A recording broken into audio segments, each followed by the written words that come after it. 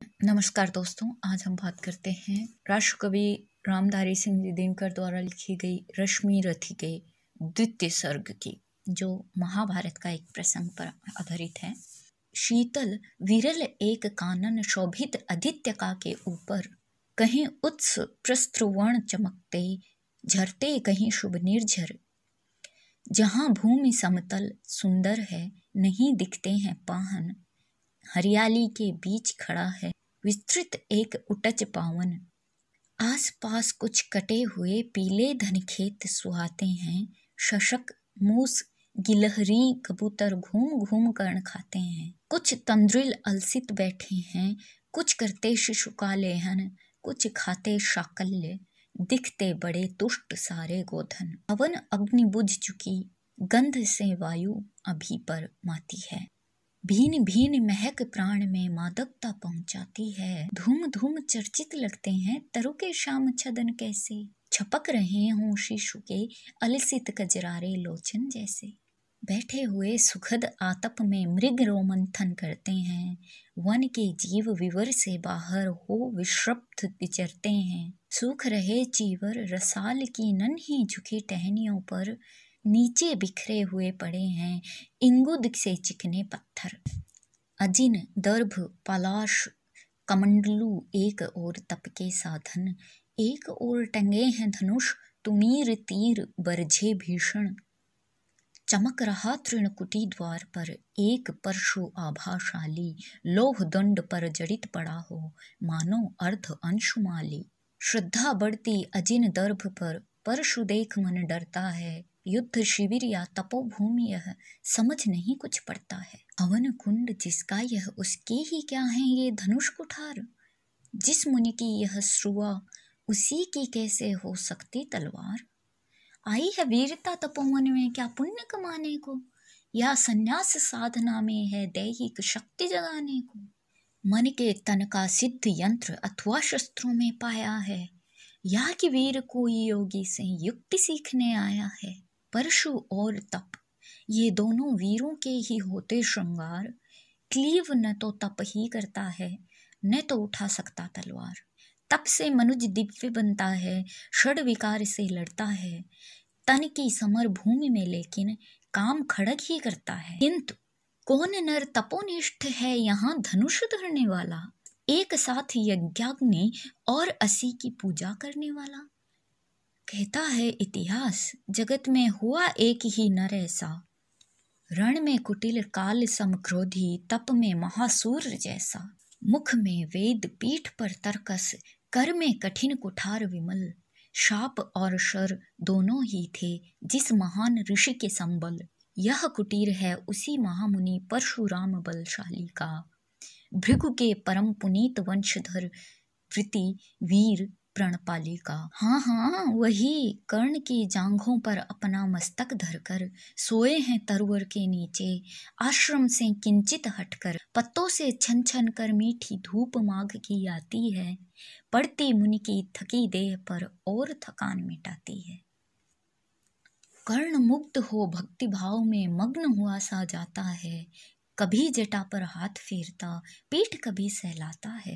चढ़े नहीं चींटियां बदन पर, पड़े नहीं तृणपात कहीं। कर्ण सजग है उचट जाए गुरुवर की कच्ची नींद नहीं। वृद्ध देह तप से कृशकाया, उस पर आयुध संचालन। हाय पड़ा श्रम भार देव पर, असमय यह मेरे कारण। किंतु वृद्ध होने पर भी अंगों में है क्षमता कितनी, और दिन रात मुझ पर दिखलाते रहते ममता कितनी। कहते हैं ओ वत्स पुष्ट कर भोग न तो ये दिखाएगा, मेरे शिक्षण की कठोरता को कैसे सह पाएगा। अनुगामी यदि बना कहीं तू, खान पान में भी मेरा सूख जाएगा लहू, बचेगा हड्डी भर ढांचा तेरा। जरा सोच कितनी कठोरता से मैं तुझे चलाता हूँ, और नहीं तो एक पाव दिन भर में रक्त जलाता हूँ। इसकी पूर्ति कहाँ से होगी बना अगर तू सन्यासी। इस प्रकार तो चबा जाएगी तुझे भूख सत्यानाशी। पत्थर सी हो मांसपेशियां, लोहे से भुजदंड अभय। नस नस में हो लहर आग की, तभी जवानी पाती जय।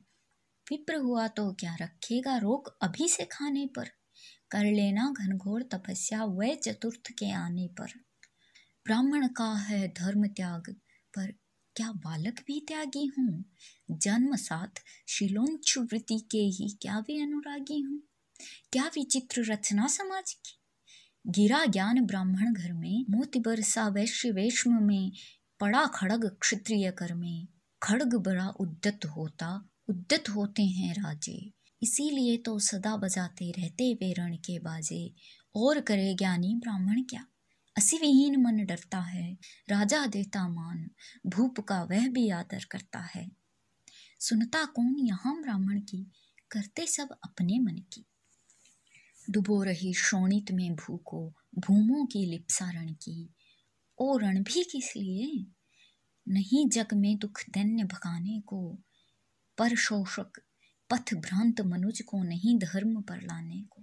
रण केवल इसलिए कि राजे हों सुखी हों मानी हों, और प्रजाएं मिलें उन्हें वे और अधिक अभिमानी हों। रण केवल इसलिए कि वे कल्पित अभाव से छूट सकें, बढ़े राज्य की सीमा जिससे अधिक जनों को लूट सकें। रण केवल इसलिए कि सत्ता बढ़े, नहीं पत्ता डोले, भूपों के विपरीत न कोई कहीं कभी कुछ भी बोले।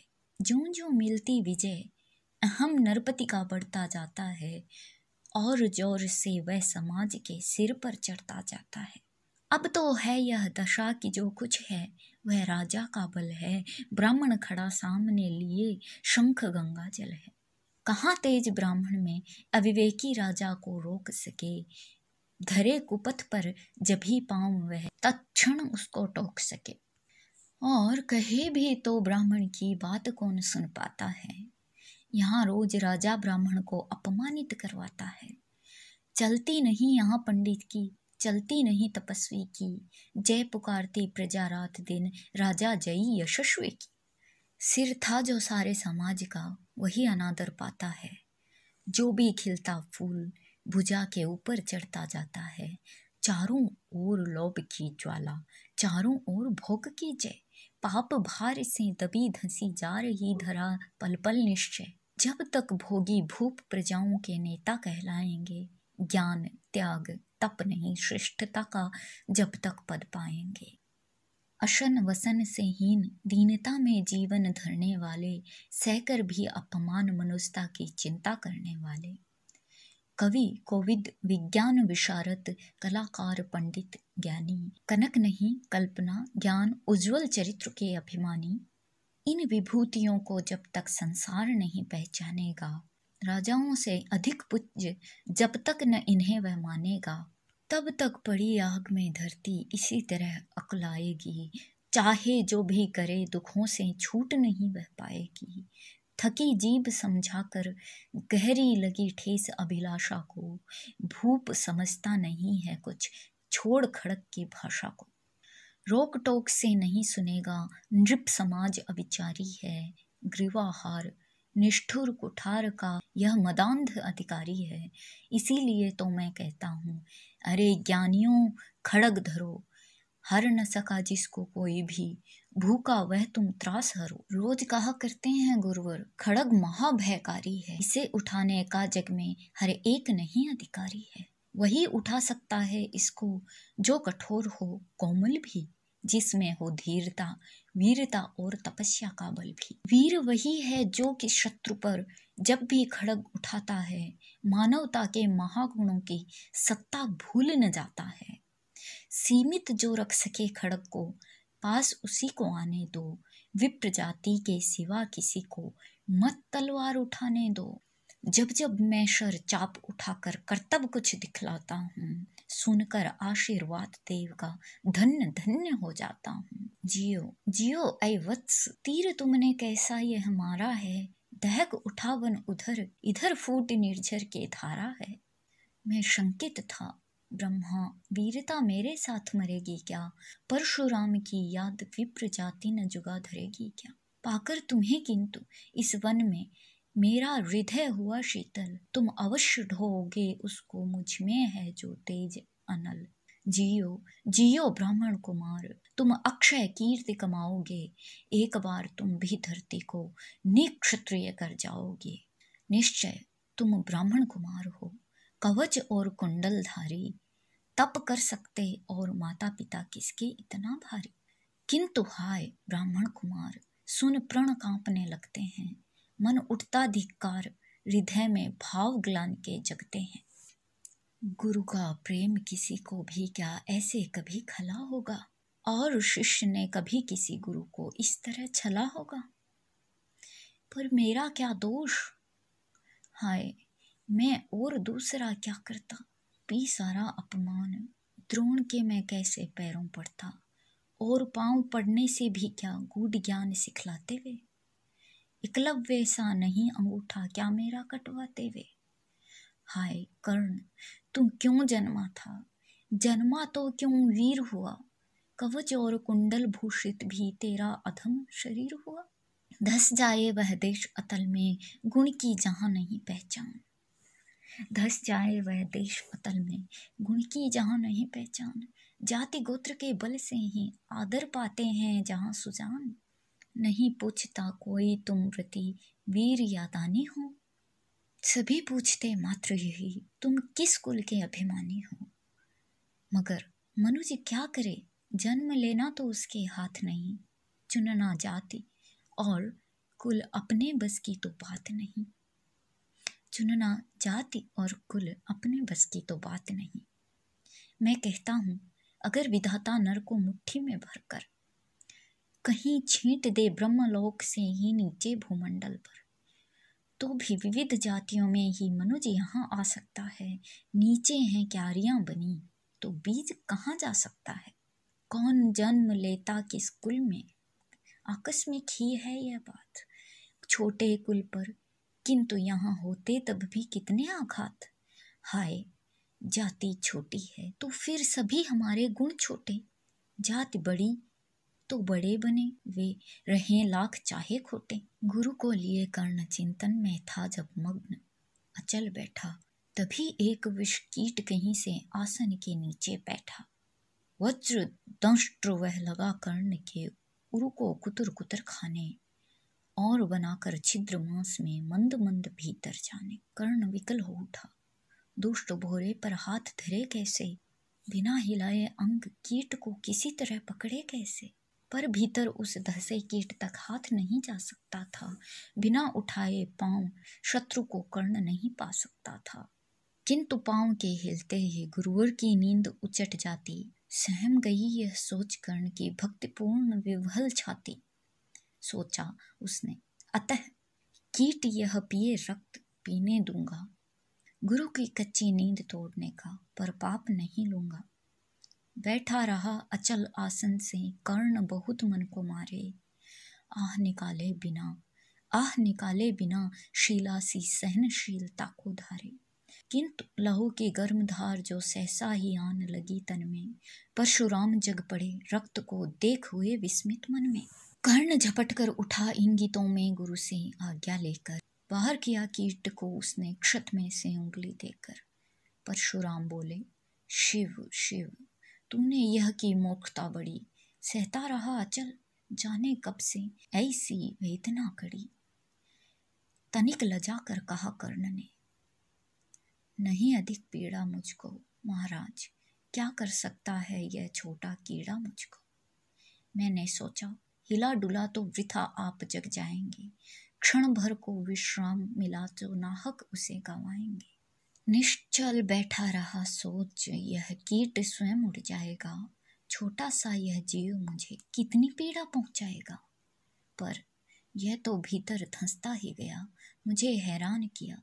लज्जित हूँ इसीलिए कि सब कुछ स्वयं आपने देख लिया। परशुराम गंभीर हो गए, सोच न जाने क्या मन में, फिर सहसा क्रोधाग्नि भयानक भभक उठी उनके तन में। दांत पीस आंखें तरेर कर बोले, कौन छली है तुम, ब्राह्मण है या और किसी अभिजन का पुत्र बलि है तुम। सहनशीलता को अपनाकर ब्राह्मण कभी न जीता है, किसी लक्ष्य के लिए नहीं अपमान हलाहल पीता है। सह सकता जो कठिन वेदना, पी सकता अपमान वही, बुद्धि चलाती जिसे तेज का कर सकता बलिदान वही। तेज पुंज ब्राह्मण तिल तिल कर जले, नहीं यह हो सकता, किसी दशा में भी स्वभाव वह अपना कैसे खो सकता। कसक भोगता हुआ विप्र निश्चल कैसे रह सकता है, इस प्रकार की चुभन वेदना क्षत्रिय ही सह सकता है। तो अवश्य क्षत्रिय है पापी, बता न तो फल पाएगा। परशुराम के कठिन शाप से अभी भस्म हो जाएगा। क्षमा क्षमा हे देव दया में, गिरा कर्ण गुरु के पद पर, मुख विवर्ण हो गया, अंग कांपने लगे भय से थर थर। सूत पुत्र मैं शूद्र कर्ण हूँ, करुणा का अभिलाषी हूँ, जो भी हूँ पर देव आपका अनुचर अंतेवासी हूँ। छली नहीं मैं हाय, किंतु छल का ही तो यह काम हुआ।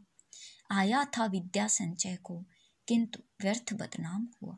बड़ा लोभ था बनु शिष्य में कार्तवीर्य के जेता का, तपोदीप्त शूरमा विश्व के नूतन धर्म प्रणेता का। पर शंका थी मुझे, सत्य का अगर पता पा जाएंगे, महाराज मुझ सूत पुत्र को कभी भी नहीं सिखाएंगे। बता सका मैं नहीं इसी से प्रभु, जाति अपनी छोटी, करें देव विश्वास, भावना और न थी कोई खोटी। मैं इतने से भी लज्जा में हाय गड़ा सा जाता हूँ, मारे बिना हृदय में अपने आप मरा सा जाता हूँ।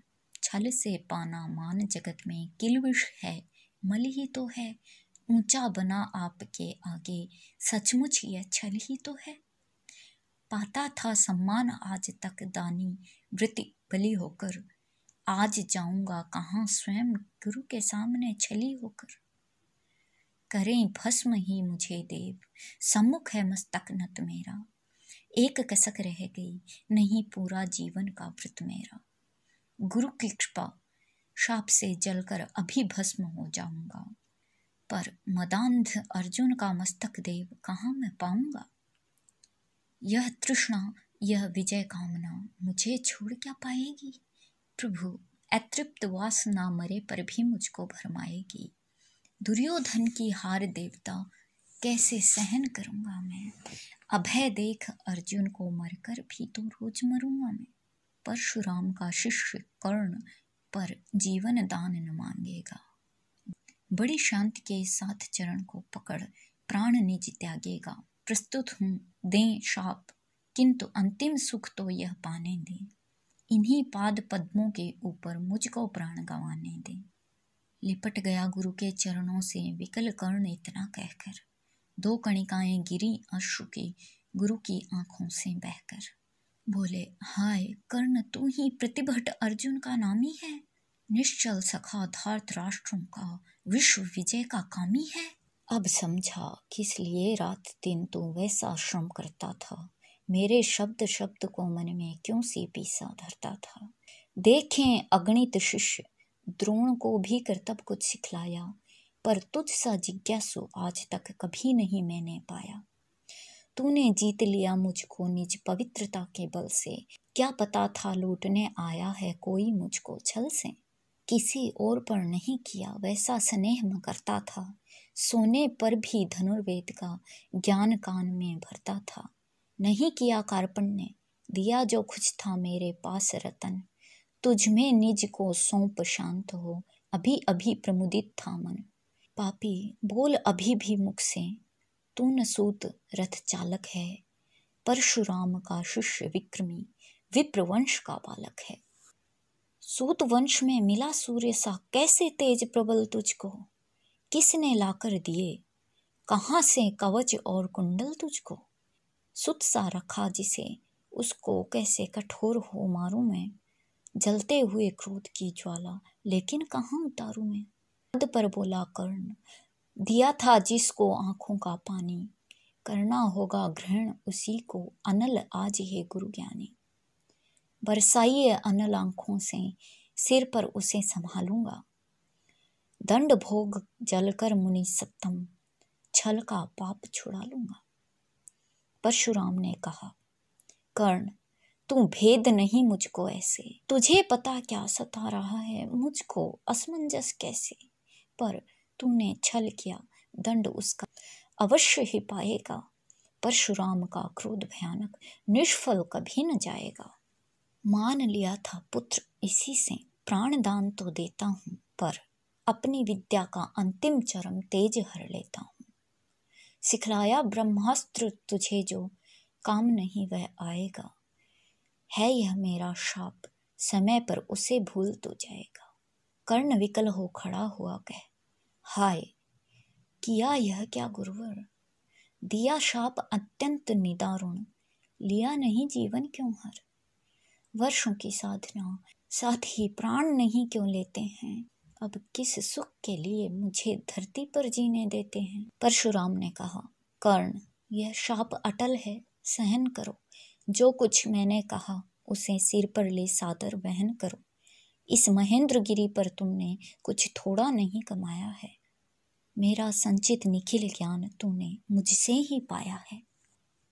रहा नहीं ब्रह्मास्त्र एक, इससे क्या आता जाता है।